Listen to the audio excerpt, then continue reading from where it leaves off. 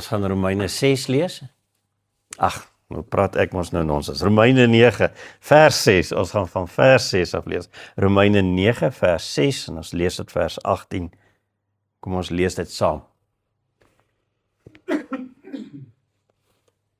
Romeine 9 vers 6. Dit is nie asof die woord van God nou gefaal het nie. Want nie almal wat uit Israel afkomstig is die ware Israel nie. Ook is nie almal wat nageslag van Abraham is, sy kinders nie. Inteendeel, daar staan, dit is deur Isak wat jou nageslag benoem sal word. Dit wil sê, dit is nie die kinders na die liggaam wat kinders van God is nie, maar die kinders na die belofte word as nageslag beskou. Want dit is die woord van die belofte. Teen die tyd sal ek kom en Sara sal 'n seun hê. Dit is nie al nie. Ook Rebekka het uit een man swanger geword, naamlik uit ons voorvader Isak. Want nog voordat haar kinders gebore is, of iets goeds of kwaads gedoen het, is vir haar gesê, die oudste sal die jongste dien. Dit het gebeur sodat God se voorneme volgens sy uitverkiesing sou bly staan. Nie op grond van mense se dade nie, maar op grond van hom wat roep. Soos daar geskrywe staan. Jakob het ek lief gehad, maar van Esau het ek 'n afkeer gehad. Wat sal ons dan sê? Is daar dan enige onreg by God? Geensins. Vir Moses sê hy tog, ek sal my ontferm oor wie ook al ek my wil ontferm, en ek sal barmhartig wees teenoor wie ook al ek barmhartig wil wees. Dit berus dus nie by die mens wat wil en hom inspann nie, maar by God wat hom ontferm.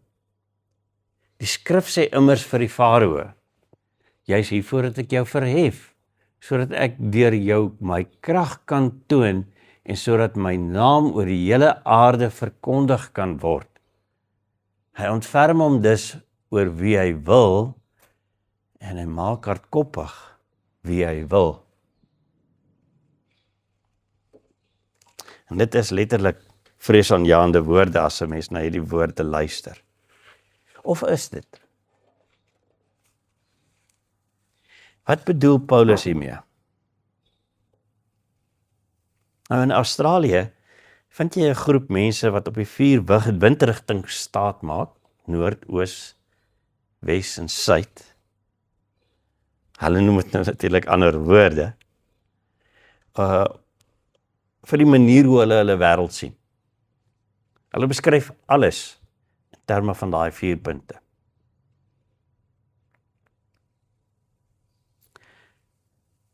So ook met die onderverdelings, hulle sal sê noordoos of suidwes of wat ook al.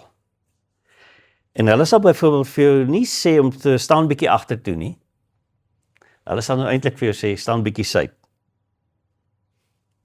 Of, gee my jou regterhand nie. Hulle sal vir jou, gee my jou ooste hand. Dis hoe hulle dink. Alles is vir hulle so verdeel. Dit help nie jy vra hulle oor links of regs nie. Want hulle gaan nie vir jou kan antwoord nie. Hulle kan hulle self nie daarvolgens oriënteer nie. En dieselfde geld as jy die verkeerde verwysingsraamwerk gebruik, as jy nou in hoofstuk 9 tot 11 van Romeine ingaan. Jy gaan nie verkeerde antwoorde kry. Wat jou verstaan van God se krag tot redding gaan beïnvloed, want dis presies waarmee ons nog steeds besig is. God se krag tot redding en hoe dit in die geskiedenis van Israel na vore kom.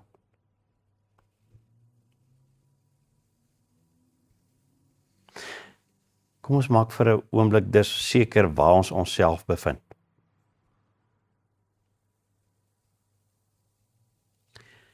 Wat ons al reeds hieroor gedoen het. 1. Paulus is besig met 'n probleemstelling oor Israel, wat vloei uit hierdie beginsel van God se krag tot redding, veral uit die versekerings wat ons gekry het in hoofstuk 8. Onthou julle hoofstuk 8 se versekerings. En dan tweedens, sy uitgangspunt is oor hierdie stelling, hierdie probleemstelling wat hy maak oor Israel, is jy kan geestelik, histories, al die voordele in die wêreld hê, en dit het hy vir ons genoem, hoe die Israel die voordele het,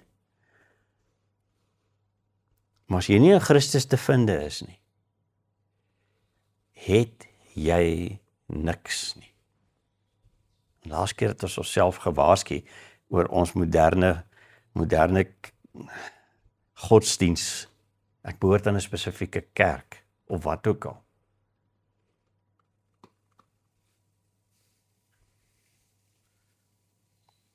Israel, het ons gesien in vers 4 en 5, as daardie bevoorregte volk, met al daai voorregte wat hy gegee het,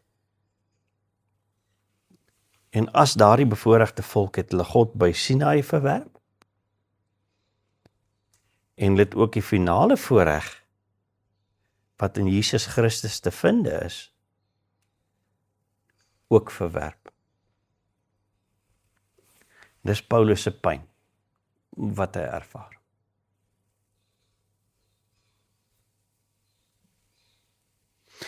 Ons kompas, ons raamwerk, wat ons vir ons het, soos hierdie mense met die oos, wes, noord, suid, wat ons die regte metode mee moet gebruik, is dat God se krag tot redding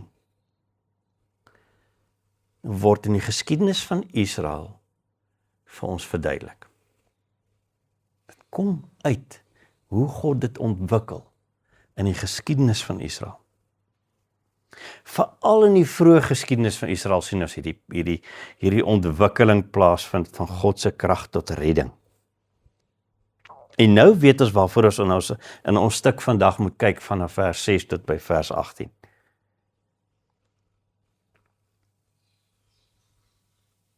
So kom ons vat dit dan eers en ons kyk, waar is die fokus van hierdie stuk? Wat is die vraagstukke rondom dit? En dan, wat is Paulus se punt regtig met hierdie stuk? En dan derdens, hoe beïnvloed dit ons? Wat maak ons daarmee?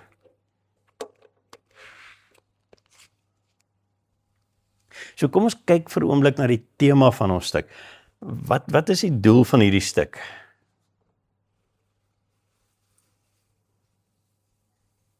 En as jy net sommer begin, dan vra jy jouself alreeds die vraag af in vers 6, en dit is wat Paulus sê, dit is nie asof die woord van God gefaal het nie, dan vra ons daai vraag, as Israel dan nou so uit mekaar uitval in hierdie opsig, is God se woord derentyd geldig?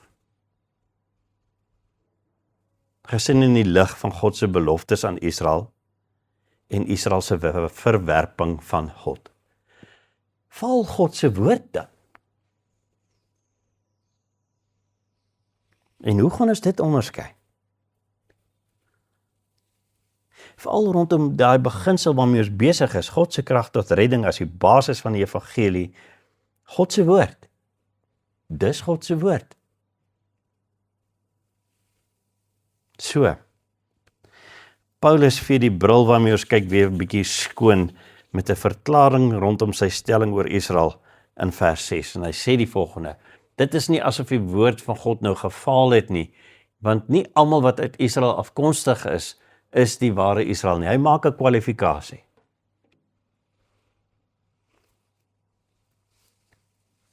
En sy kwalifikasie is, nie almal wat uit Israel afkomstig is werklik in God se oë Israel nie. God se definisie is anders. En hy wys dit in sy dade, en hy gaan vir ons voorbeelde gee. Ons het 2 voorbeelde hiervan, in Abraham se nageslag, en dan is 'n voorbeeld in Isak se nageslag. Dit wil sê, een in Abraham se nageslag, een in Isak se nageslag. Vers 7 tot 9 vir Abraham, en vers 10 tot 14 in Isak se nageslag. Miskien moet ons eerder praat van Sara se nageslag en Rebekka se nageslag. Want dit lyk asof Paulus eerder oor God se handeling met die vroue fokus hierso. Die mans is eintlik maar so op die kantlyn.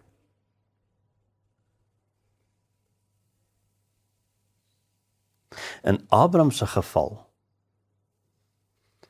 lê God se krag tot redding, sy geskiedenis opgesluit in Sara, wat op God se tyd 'n wonderwerk beleef, en so die belofte aan Abraham verseker, en vir hom Isak as 'n kind baar. Net Sara se seun Isak geld as God se voorbeeld. Kom ons lees die stuk. Ook is nie almal wat nageslag van Abraham is sy kinders nie. Inteendeel, daar staan, dit is deur Isak wat jou nageslag benoem sal word. Slegs Isak.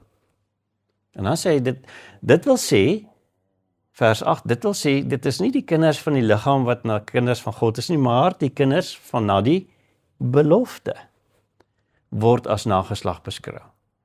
Want dit is die woord van die belofte. Wat 'n belofte het God gemaak? God het gesê, teen hierdie tyd sal ek kom en Sara sal 'n seun hê.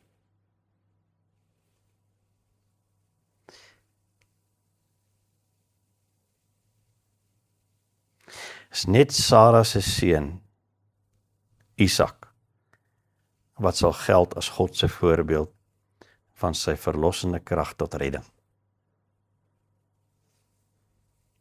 Hy red die situasie deur Sara en Isak.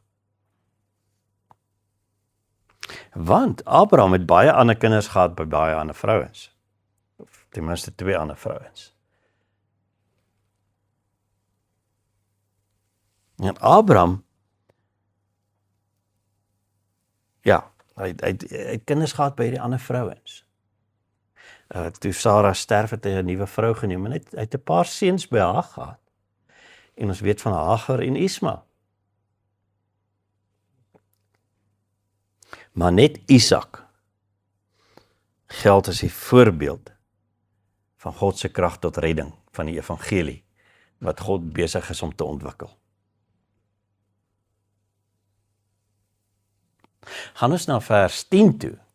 Dan sê Paulus, dit is nie al nie. Hy gaan nou nog aangaan. Hy gee ons die tweede voorbeeld. Ook Rebekka het uit een man swanger geword, naamlik ons voorvader Isak, want nog voordat haar kinders gebore is of iets goeds of kwaad gedoen het, is vir haar gesê, die oudste sal die jongste dien. Dit het gebeur sodat God se voorneme volgens sy uitverkiesing sou bly staan. Nie op grond van die mense dade nie, maar op grond van hom wat roep.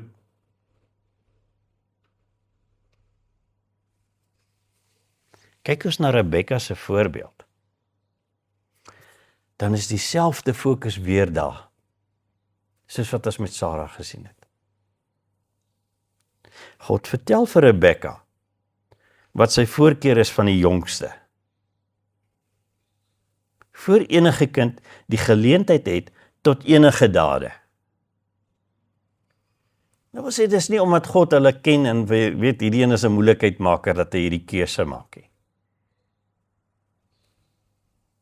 God se krag tot redding lê daarin dat hy die jongste een kies om sy belofte aan Abraham oor te dra teen die tradisie van die oudste kind in die huis in.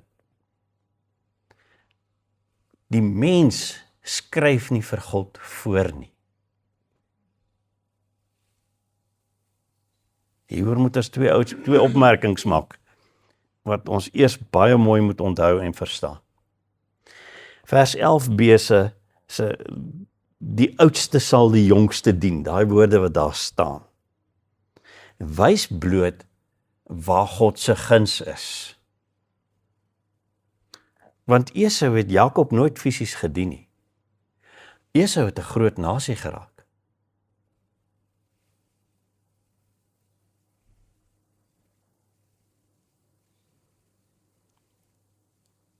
Jakob was nooit die baas van Esau nie. Maar God wys waantoe hy op pad is met die evangelie. Dit was 'n ideale manier om guns te toon, as hy dit so omskryf. En dieselfde met vers 13 se, kom ons lees vers 13, soos daar geskryf staan, Jakob het ek lief gehad, maar Esau het ek met 'n afkeer gehad. 'n Ou vertaling sê vir jou gehaat. Terselfde met daai lief gehad en afkeer gehad. Dit is nie letterlik so nie. Maar dis 'n intense onderskeid wat getref word deur God tussen twee paaie wat gevolg gaan word. En hy wys watter een gaan sy evangelie openbaar. Dis wat hy doen.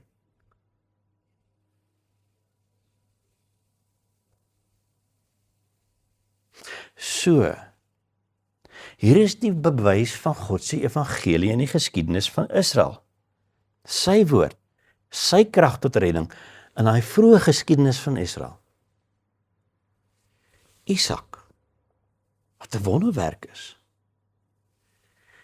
En Jakob, wat totaal aan die verkeerde kant van die pot sit. God se keuse. Jy kan verder lees deur die Ou Testament en die patroon sal homself net weer en weer herhaal. Dink aan die Moabiet rit, wat deel word, hierdie heiden, wat deel word van die geslagsregister van Jesus as ons verlosser. God se plan. Maar die patroon is egter nou duidelik. Dit is God se keuse hoe sy krag tot redding in Israel vertoon sal word, sodat dit ontwikkel tot op die punt waar Christus geopenbaar word.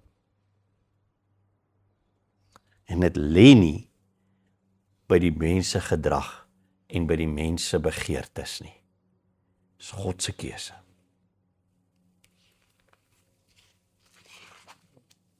En dis juist Paulus se punt. As ons na vers 14 toe gaan. Wat sal ons dan sê? Is daar enige onreg by God? Geensins.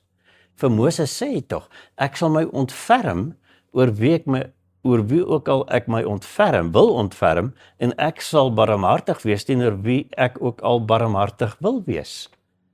Dit berus dus nie by die mens wat wil en hom inspann nie, maar by God wat hom ontferm. God wys sy krag tot redding in Israel deur sy keuses wie hy gebruik om sy beloftes voor te bring. Dis wat vers 16 vir ons sê.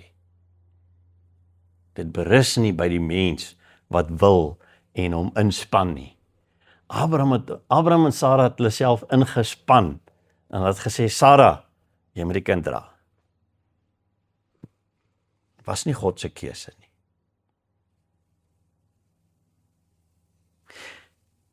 So, is so eensydige reg wat God homself toeëien tot keuse, dan nie onregverdig teenoor die wat dit uitsluit nie. Is nie onregverdig teenoor Esau gewees nie, hy is tog eerste. Maar dit hang af van hoe jy die voorbeelde gebruik. Dis baie belangrik. In vers 14 en 15 help ons om te verstaan hoe God die voorbeelde gebruik. Wat sal ons dan sê? Is daar enige onreg by God? Geensins. Hoekom nie? Vir Moses sê hy tog, ek sal my ontferm oor wie ook al ek my wil ontferm, en ek sal barmhartig wees teenoor wie ook al ek barmhartig wil wees.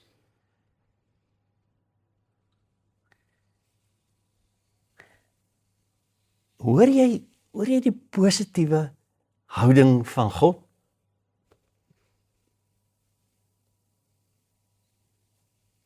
En nou, dit is waar ons laas keer gesê het, is daar soveel landmyne geplant deur hierdie stuk wat voor ons lê. Hier is die eerste landmyn. Want daar's twee skole wat hier oor 'n debat aan die gang het, en hulle stoei oor hierdie teks, oor hierdie twee voorbeelde wat ons hierso gesien het. Veral oor die Esau en Jakob teks. Die Arameese skool sal vir ons sal ons voorbeeld as bloot die onderskeid tussen Israel en ander nasies sien. Hulle sal vir jou sê,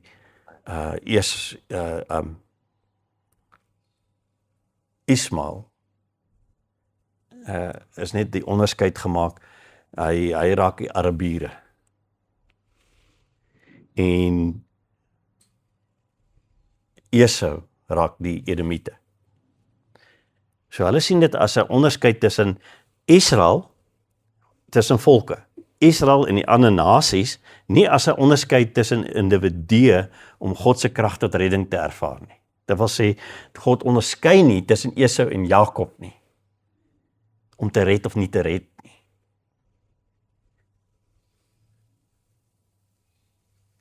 Dis die Armeense skool. Die Calvinistiese skool sal ons voorbeelde as God se direkte keuse om een persoon te kies en te red en 'n ander uit te laat uit sy persoonlike reddingswerk uit sonder oorweging van die persoon, dis hulle stelling, dis hoe hulle hom sien. Dis hoe hulle die teks sien. Dan sê God kies Jakob en hy red Jakob, maar hy verwerp Esau in die proses. Ons het al reeds oor die woorde gepraat wat daar staan. So ons begin al reeds 'n bekommernis optel oor wat kan ons hierdie gebruik vir dit? Om hierdie te regverdig. Uitverkiesing.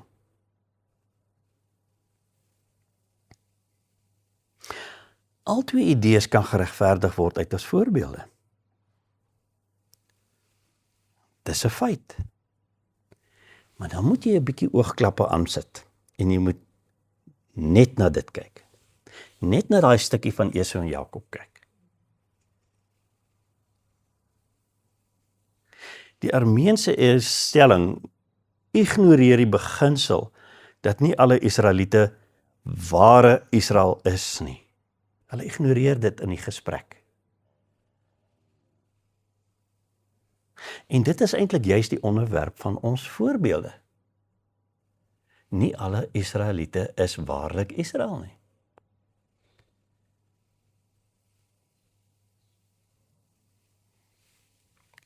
Isak was die vader van Esau,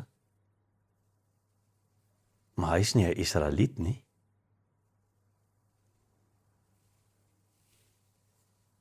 Terwyl aan die ander kant kom die Calvinistiese stelling se fokus op hoe die belofte van God eksklusief krag tot redding wys. Wat die fokus van ons voorbeeld is, in plaas van die manier waarop God kies om sy krag tot redding te wys, dis die fokus. Nie die eksklusiwiteit van ek verwerp die een en ek neem die een aan nie. En ek hoop jy let op hoe skeef ek en jy kan lees met vooropgestelde idees, waarop ons moet oplet. In beide gevalle sal God se eensydige keuse, wat hy die reg toe het, met weird redenasies geregverdig moet word. Want vers 14 vra, wat sal ons dan sê? Is daar enige onreg by God? En as jy hierdie twee roetes volg, dan kom jy by 'n punt uit waar jy God moet regverdig. En jy vind dit baie moeilik.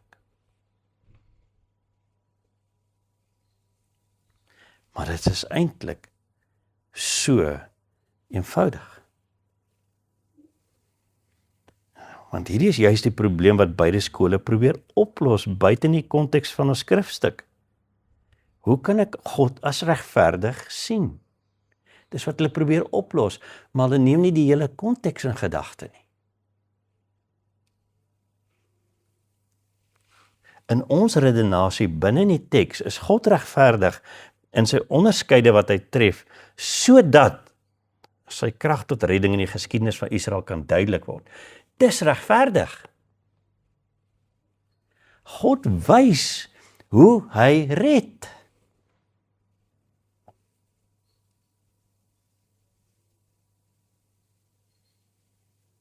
Ons kyk 'n bietjie wat bedoel Paulus met sy aanhaling uit Eksodus 33 vers 19.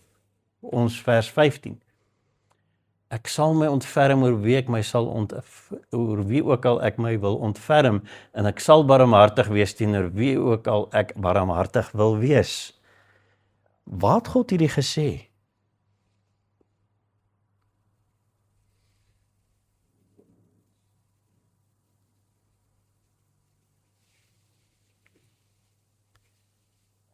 Moses wil vir God se heerlikheid sien by die berg van Sinai.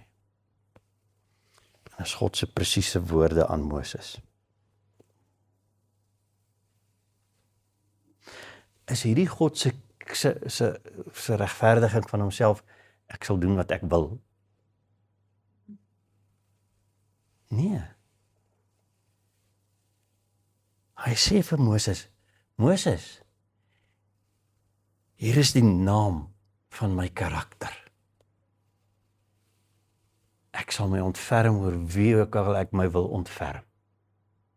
En ek sal barmhartig wees teenoor wie ook al ek barmhartig wil wees. En van wie praat hy?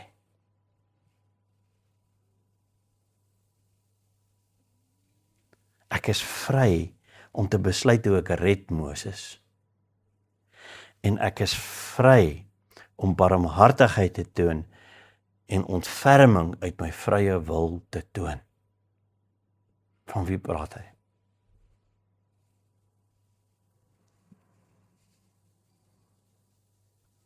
Wanneer het hierdie gebeur?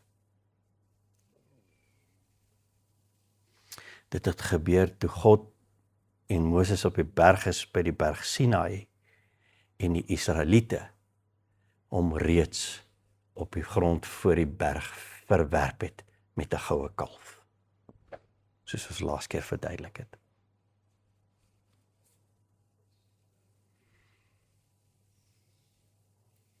Dis die konteks van wat hy hier sê.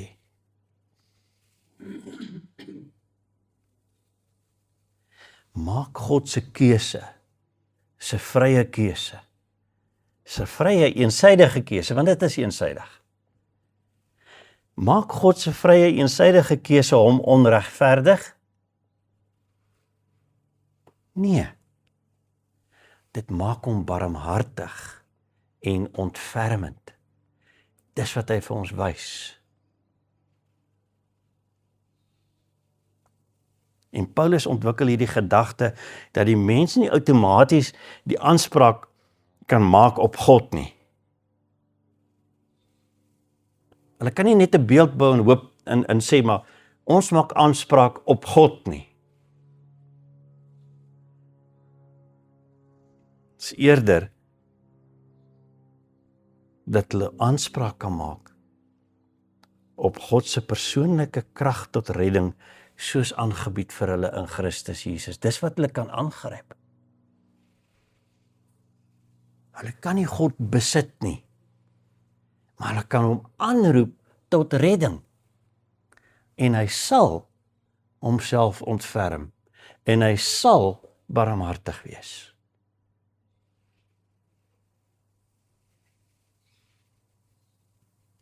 In God se barmhartigheid en ontferming gaan hy so ver om selfs die lyn van die verlosser se eie seun met sy keuses en ons voorbeelde te bepaal sonder dat die mense hom kan manipuleer oor hoe dit gaan gebeur. Dis waaroor ons teks gaan.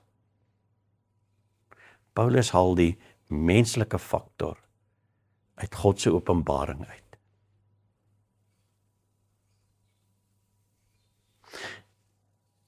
En dit is ook dan hoekom die Farao as 'n voorbeeld nou gebruik kan word. Vers 17. Die skrif sê immers vir die farao, juis hiervoor dat ek jou verhef, sodat ek deur jou my krag kan toon en sodat my naam oor die hele aarde verkondig kan word. Hy ontferm hom dus oor wie hy wil en hy maak hardkoppig wie hy wil. En daai woorde maak die lewe vir ons baie moeilik. Maar as ons dit in hierdie lig sien, wat ons nou bespreek, dan word die farao juis hardkoppig, omdat God nie gemanipuleer sal word in sy verlossingswerk van Israel uit Egipte uit nie. En omdat sy fokus op sy evangelie as sy eie keuse nie afgewater sal word nie. Want die farao sal hulle nooit laat gaan nie. En God wys sy krag. Hy verlos sy volk ten spyte van die magtigste vors in die wêreld van daardie tyd. En dit is net op hierdie manier wat ons Israel se geskiedenis kan interpreteer. En God as regverdig kan voorstel. As ons ander maniere gebruik, dan kan ons nie God as regverdig voorstel nie. Hierdie is God se voorbeeld van hoe hy sy krag tot redding deur die eeue gaan tentoonstel. En dan is dit sy eie eensydige regverdige keuse. Hy stel dit self tentoon en hy besluit hoe dit gaan gewys word.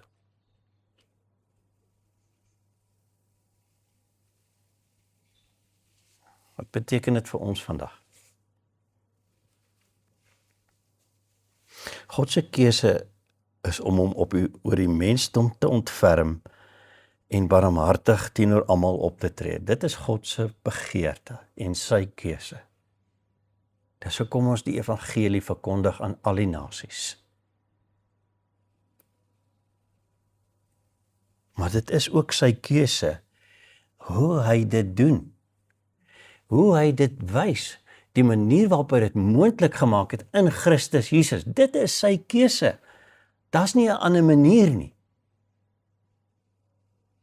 En hy kies om dit te bewys dat hy alleen sy barmhartigheid, sy omvang en sy metode sal bepaal.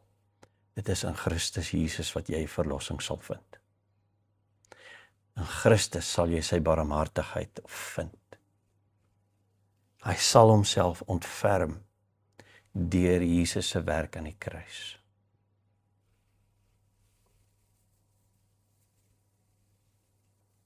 En daarom is sy keuse, sy motief, altyd uit barmhartigheid uit. Hy ontferm hom. Dis wat dit vir ons vandag beteken.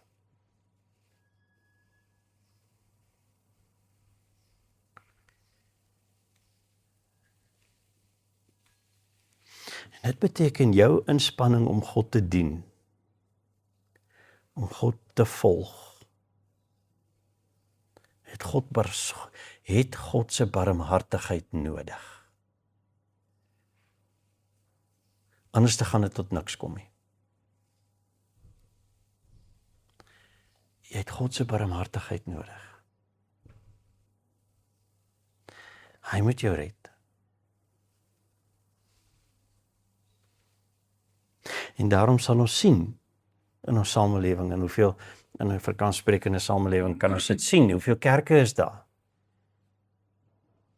Hoeveel van hulle sal lyk asof hulle in God glo? Hulle gaan vir jou sê as jy hulle in die straat voorkeer. Maar hulle weier die barmhartige ingryping van Christus in hulle lewens. Hulle sal dit self doen.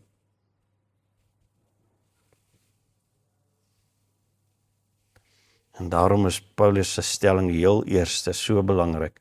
Nie almal is ware Israel nie. Nie almal is die ware kerk nie.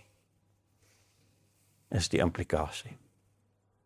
Ons sê dit, maar is dit werklik deel van jou lewe?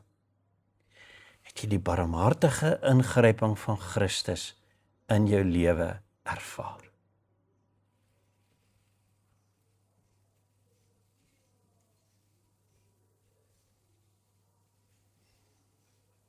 So, moet jy nie laat verwar met alles wat rondom God se keuses aangaan nie. Die mense wat daar rondom sit, is deurdrenk met sonde. As jy na Isak en Rebekka en haar 2 seuns gaan kyk, en jy lees daai storie, dan is die ding wat vir jou soos 'n paal bo die water uitstaan, die sondepatrone van die mense, terwyl God sy keuse uitoefen.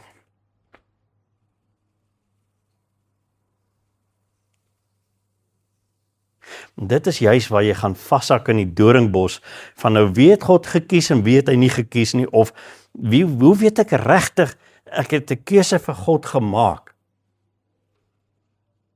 Want jou sondepatrone gaan jou verwar soos wat daai familie verwar het. Maar dit het God en sy reddingsplan nooit van stryk gebring nie. Hy het sy keuses uitgeoefen en gedoen wat hy gesê het hy gaan doen. God is soos daai Australiese inheemse persone wat vir jou sê, staan net so 'n bietjie suid, dat ek my werk kan doen, asseblief. Kyk eerder na God self en sien sy motief raak. Hy is jou barmhartig. En hy is in die vermoë om jou te red tot die uiterste toe. Dis waaroor ons geleer het vandag. En slegs daarin vind jy sy ware, eensydige keuse wat regverdig is vir elke mens op hierdie aarde. Hy is barmhartig. En hy wil red tot die uiterste toe. En hy kan red tot die uiterste toe. Dis sy keuse. Kom ons bid saam.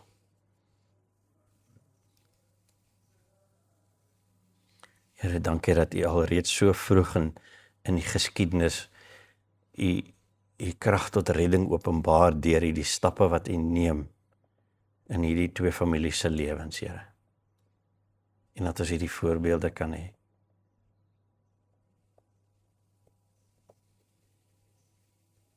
Here, maar ons besef terdee dat ons probeer uit ons eie uit ook U krag tot redding manipuleer. Ons probeer onsself as goed voorhou. Goed genoeg om gered te word. En U sê nee.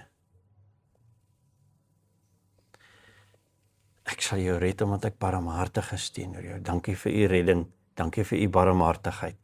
Dankie vir die omgee wat U toon, Here.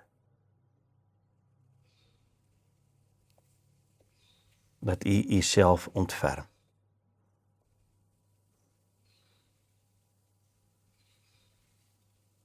Ons prys U naam daarvoor, Here, en ons bid dat U daai hand sal uitsteek. U hand van regverdigheid. Waar U so barmhartig is mee en soveel ontferming mee toon. In elkeen van ons se lewens en elkeen om ons se lewens, Here, help ons om die getuienis te wees. En waardeur dit voortvloei in elke ander persoon om ons. In naam van Jesus Christus, alleen ons verlosser, die manier waarop U bepaal het, dat U barmhartigheid gaan voortvloei in 'n wêreld wat verlore is. Amen.